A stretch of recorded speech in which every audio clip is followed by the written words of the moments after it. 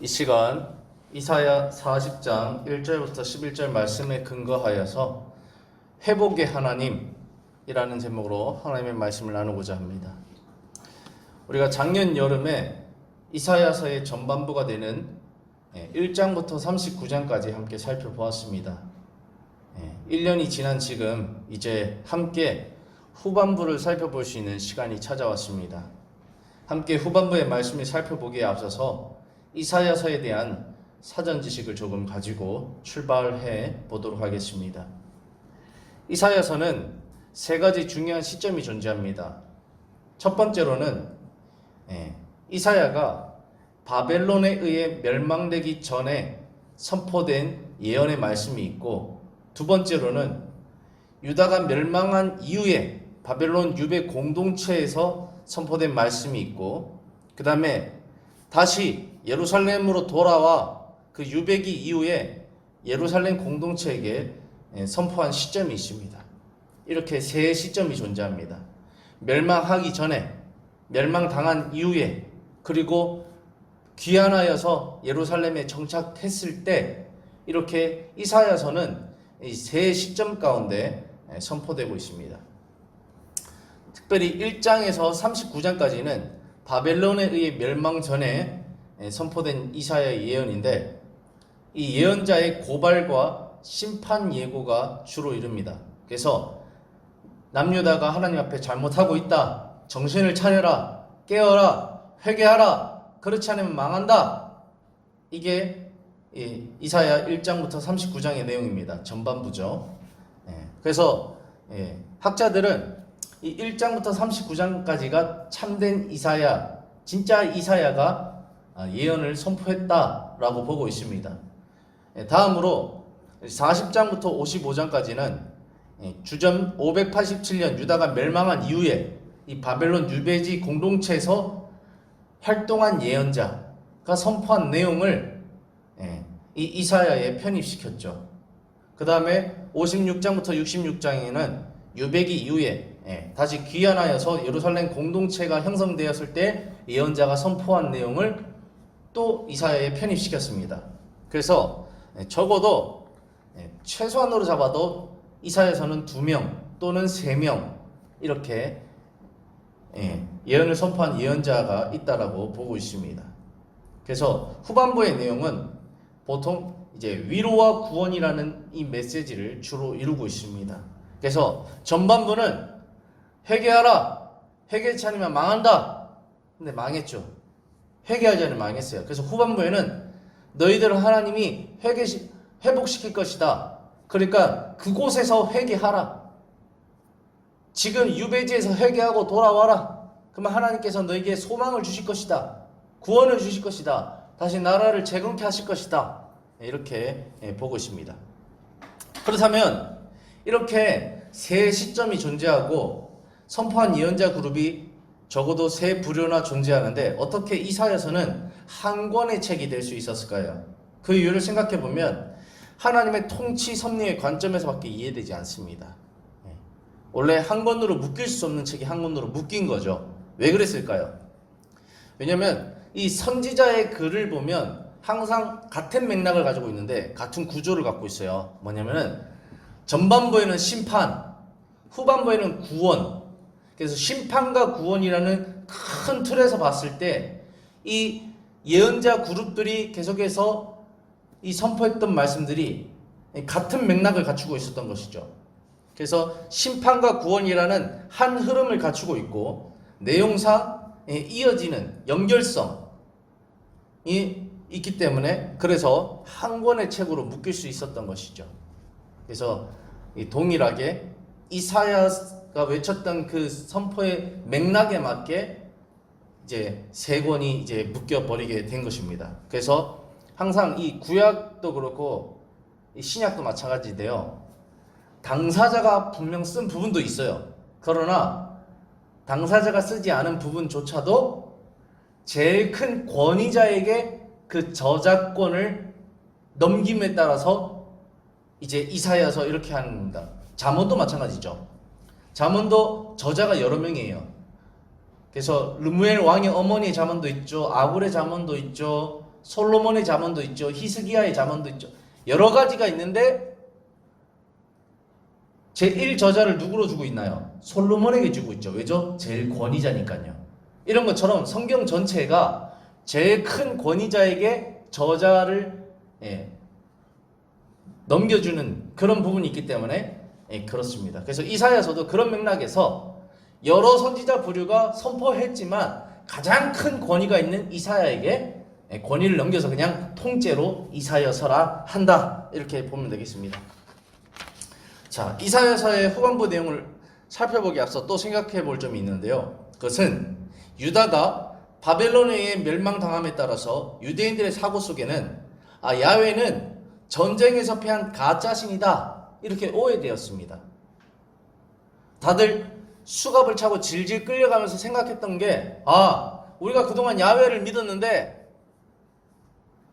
우리가 패하고 멸망당하다니 야훼는 가짜신이었구나, 이런 착각, 오해에 빠졌습니다.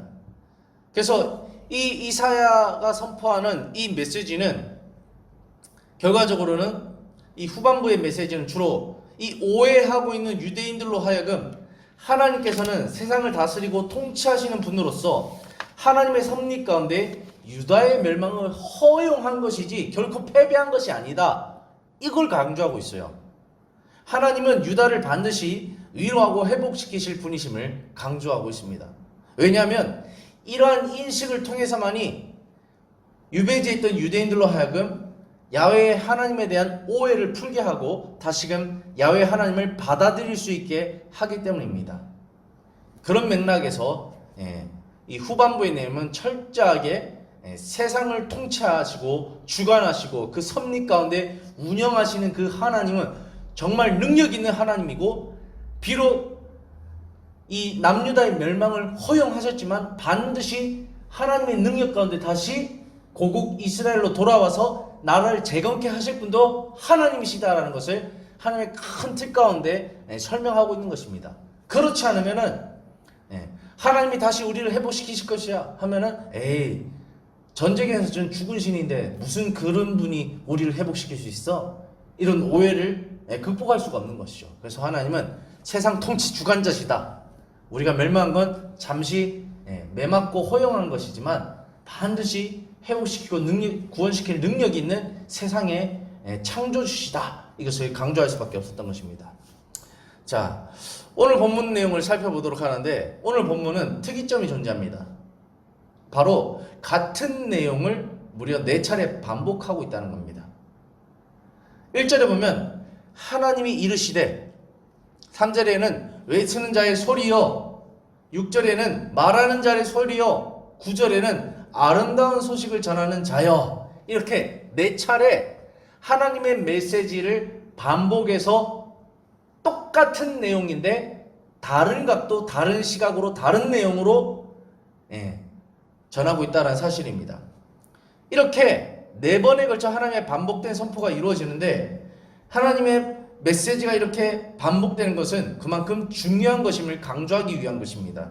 그렇다면 그렇게 중요한 메시지는 무엇이었을까요? 그것은 바로 하나님께서 바벨론 포로기 가운데 있는 남유다 백성들을 위로하시고 반드시 회복시키실 것이라는 것을 강조하고 있는 것입니다. 본문을 간단하게 살펴보겠습니다. 1절 2절 보면 너희 하나님이 이르시되, 하나님의 메시지가 선포됩니다. 선지자가 외치고 있는 것이죠. 너희는 위로하라, 내 백성을 위로하라, 위로하라고 말하고 있습니다. 왜 위로받냐? 2절 너희는 예루살렘의 마음에 닿도록 말하며 그것에게 외치라. 너희는 지금 바벨론 땅에 있지만 저 예루살렘을 보고 외치라는 겁니다. 무엇을 외치죠? 그 노역의 때가 끝났고 그 죄악이 사함을 받았느니라 외치라는 겁니다. 그의 모든 죄로 말미암아 여호와의 손에서 벌을 배나 받았느니라 할지니라 하시니라. 그래서 죄를 스스로 인정하고 하나님께서 지금 바벨론 유배지에 있지만 하나님의 손에 벌을 배나 받았다고 인정하고 이제 이 노역이 이 죄값을 다 치렀기 때문에 다시 하나님께서 회복시킬 것임을, 그래서 이 백성을 하나님께서 위로하실 것임을 선포하라는 겁니다. 그래서 이제 하나님과의 관계가 회복될 때가 되었다. 그 노역의 때가 끝났고 그 죄악이 사함을 받았다. 하나님이 자 이제 됐다.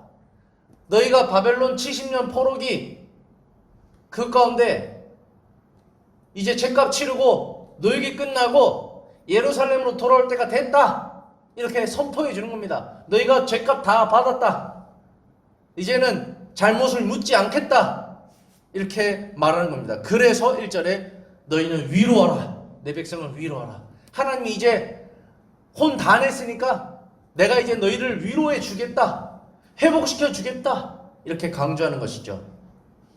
자, 두 번째 3절부터 5절까지 보면요. 또 외치는 자의 소리여. 같은 내용인데 다르게 말합니다. 자, 이르되 너희는 광야에서 여호와의 길을 예비하라. 사막에서 우리 하나님의 대로를 평탄하게 하라. 이게 무슨 말이냐면은 너희가 이제는 하나님께 쓰임받는 백성이 될 것이다.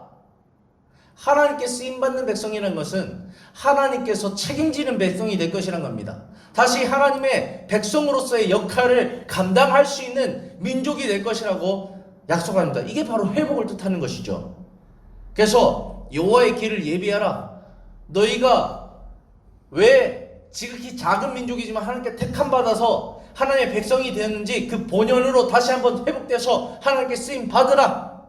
여호와의 길을 예비하라. 하나님의 대로를 평탄케 하라. 이렇게 말하는 겁니다. 그럴 때 4절 골짜기마다 도도해지며 산마다 언덕마다 낮아지며 고르지 아니한 곳이 평탄하게 되며 험한 곳이 평지가 될 것이다. 다시 말하면 하나님의 역사는 무엇입니까? 교만한 것을 낮추는 역사, 평평케 하는 역사, 정의와 공의와 의를 행하는 역사, 이 역사를 너희 남유다 백성을 통해서 할 것이다 라고 선포하고 있는 것이죠. 그때에 5절에 여호와의 영광이 나타나고 하나님이 지지해 주겠다는 겁니다. 너희의 하나님으로서 나타나고 반드시 증명해 주겠다는 겁니다. 모든 육체가 그것을 함께 보리라. 아, 이스라엘 하나님의 이 남유다의 하나님은 정말 살아계신 신이구나. 이 세상 최고의 신이구나.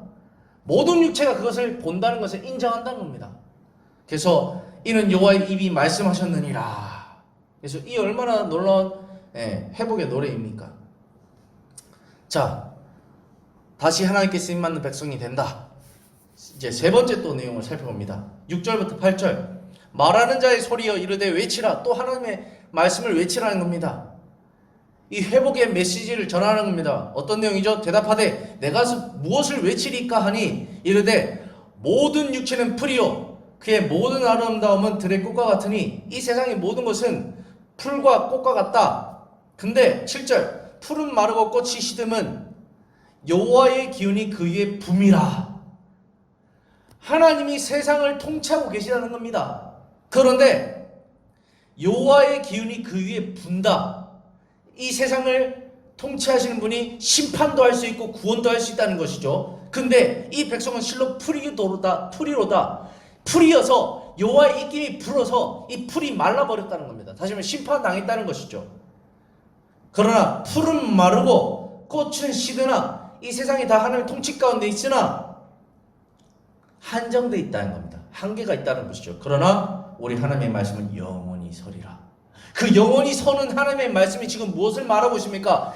이스라엘의 회복을 말하고 있죠. 특별히 남유다의 회복을 말하고 있죠. 그래서 하나님은 세상을 통치하시는 그분이 그 말씀이 지금 이 하나님의 백성을 회복시키리라 말씀하고 있기 때문에 이 말씀은 반드시 이루어지리라 이렇게 강조하고 있는 것입니다. 같은 내용이죠. 이제 마지막으로 9절부터 11절 또 보면 아름다운 소식을 시온에 전하는 자여, 하나님의 메시지를 전하는 자여, 자 너는 높은 산에 오르라.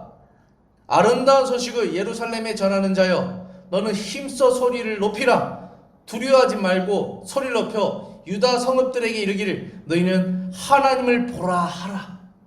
이제 다 끌려간 건 아니지 않습니까? 이 이스라엘의 남유다의 잔존 세력이 있어요. 그리고 엘리트들이 이제 바벨론으로 많이 끌려갔죠. 그래서 끌려간 사람이 있고 남아있는 사람이 있는데 이제 이 바벨론 유배지에서 예언자가 예루살렘을 향해서 선포하라는 겁니다. 이 유다 땅을 향해서 선포하라는 겁니다. 힘써 소리를 높여 두려워하지 말고 선포하라는 겁니다. 어떤 내용이죠? 10절 보라 주 여호와께서 장차 강한 자로 임하실 것이요 친히 그의 팔로 다스리실 것이라. 보라 그 상급이 그에게 있고 봉이 그 앞에 있으며, 제일 중요한 11절 그는 목자같이 양떼를 먹이시며 어린 양을 그 팔로 모아 품에 안으시며 젖먹이는 암컷들을 온순히 인도하시리로다. 하나님께서는 이제 목자가 되셔서 양들을 책임져 주시겠다, 보호해 주시겠다, 친히 다스려 주시겠다. 주변 강국들로부터 이 하나님의 백성을 보호하여 주시고 책임져 주신 강한 군주로서, 강한 왕으로서, 강한 목자로서 드디어 임하실 것이다 라고 강력하게 하나님의 책임감을 드러내고 있는 것입니다. 회복을 노래하고 있는 것이죠.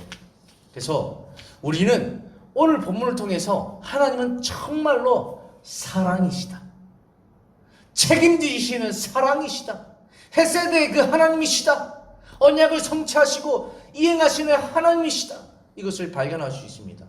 또한 이 세상 섭리를 주관하는 하나님의 큰 뜻, 그 통치를 또한 깨달을 수 있고, 무엇보다 하나님의 진심 어린 마음, 정말로 하나님의 백성들을 생각하는 그 마음을 오늘 발견할 수 있습니다. 히브리서 12장 6절에 이런 말씀이 있습니다. 주께서 그 사랑하시는 자를 징계하시고 그가 받아들이시는 아들마다 채찍질 하십니다. 사랑한 자를 징계하고 채찍질을 한다. 하나님은 죄 가운데 망할 수밖에 없는 유다 백성들을 바른 길로 인도하기 위하여서 스스로의 이름을 먹칠하셨습니다. 이방인들로 하여금 이스라엘 하나님은 죽은 하나님이다, 힘이 없는 하나님이다, 능력이 없는 하나님이다, 보잘것없는 신이다, 가짜 신이다, 스스로 모욕당하셨습니다. 유다 백성들을 바벨론에게 내어주셨죠.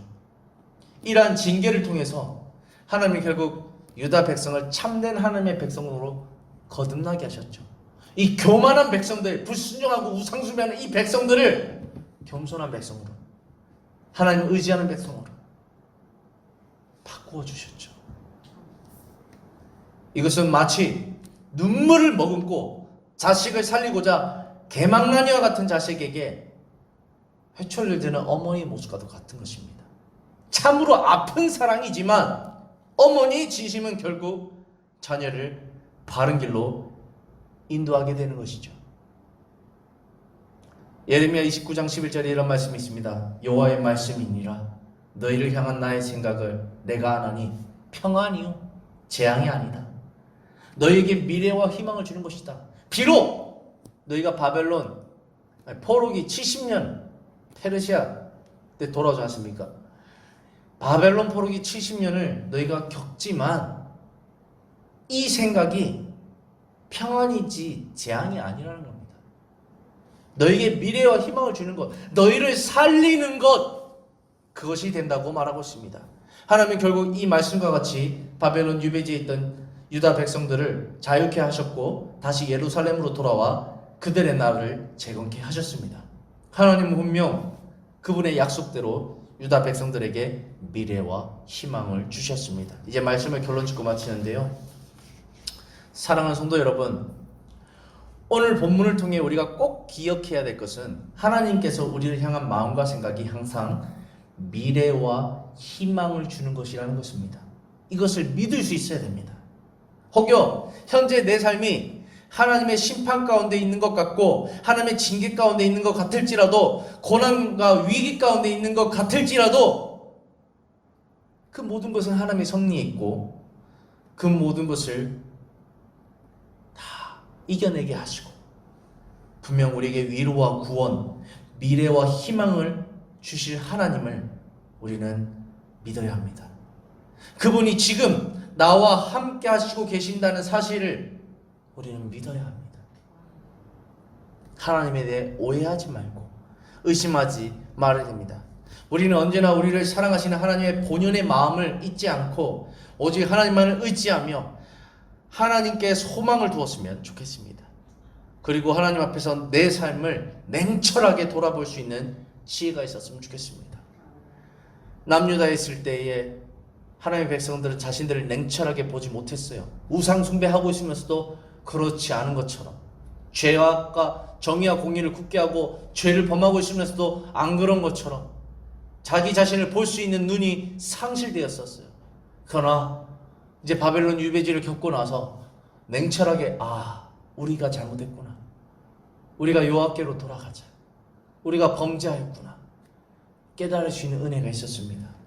그래서 우리 삶을 냉철하게 볼 수 있는 지혜가 우리는 있어야 하겠습니다.